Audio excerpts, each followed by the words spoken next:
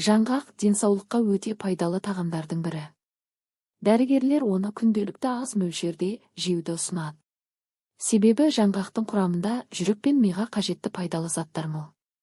Мысалы, омега-3 май қышқылдары жүрек жұмысын жақсартып, холестерин деңгейін төмендетеді, қан қысымын қалыпқа келтіреді. Ал В және Е дәрумендері есте сақтау қабілетін арттырады, ойлау жүйесін дамытады, миды шаршаудан қорғайды. Сонымен қатар жаңғақтағы магний, мырыш және кальций жүйке жүйесін тыныштандырып, көңіл күйді көтереді, ұйқыны реттейді. Жаңғақ тек ми мен жүрекке ғана емес, бүкіл ағзаға пайдалы. Ол иммунитетті күшейтеді, теріні жасартады, сүйекті қатайтады, ас қорытуға да көмектеседі.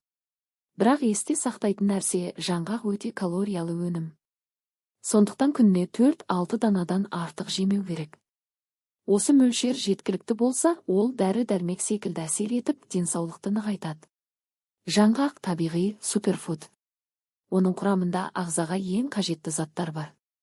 Омега-3 май қышқылдары жүрек тамырларын қорғайды, қан айналымын жақсартады, және Е дәрумендері мидың жұмысын арттырып, есте сақтау мен ойлау қабілетін дамытады. Магний мен кальций жүйке жүйесін тыныштандырады, ұйқыны жақсартады. Дәрігерлер күніне 4-5 дана жаңғақ жеуді кеңес береді. Бұл жүрек ауруларының алдын алып, миды белсенді ұстайды. Ең бастысы артық көп жемеу, өйткені жаңғақ өте калориялы.